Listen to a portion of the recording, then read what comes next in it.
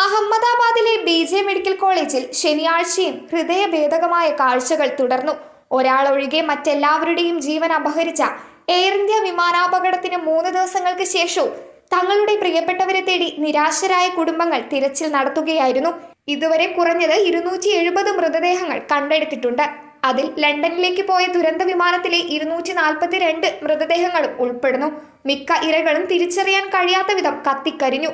ദുഃഖിതരായ ബന്ധുക്കൾക്ക് അവശിഷ്ടങ്ങൾ തിരിച്ചറിയാൻ ഉദ്യോഗസ്ഥരെ സഹായിക്കുന്നതിന് സൂചനകൾ, വസ്ത്രങ്ങൾ, ആഭരണങ്ങൾ അല്ലെങ്കിൽ സവിശേഷതകൾ എന്നിവയെ ആശ്രയിക്കുകയല്ലാതെ മറ്റു മാർഗമില്ലായിരുന്നു.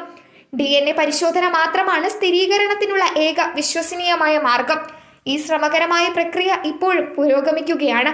BJ മെഡിക്കൽ കോളേജിൽ ഇതിനകം ശേഖരിച്ചത് 230-ലധികം DNA സാമ്പിളുകളാണ്.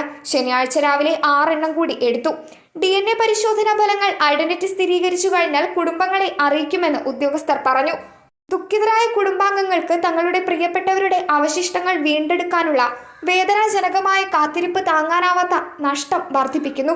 ഇതുവരെ 6 മൃതദേഹങ്ങൾ മാത്രമേ തിരിച്ചറിയാൻ സാധിച്ചിട്ടുള്ളൂ. DNA ഫലങ്ങൾ വരാൻ 72 മണിക്കൂർ കാത്തിരിക്കാൻ ഞങ്ങളോട് പറഞ്ഞിട്ടുണ്ട്. വിമാനത്തിലെ ജീവനക്കാരിൽ ഒരാളുടെ ബന്ധു വാർത്താ ഏജൻസിയായ PTIയോട് പറഞ്ഞു. News desk മലയാളാക്ഷരം.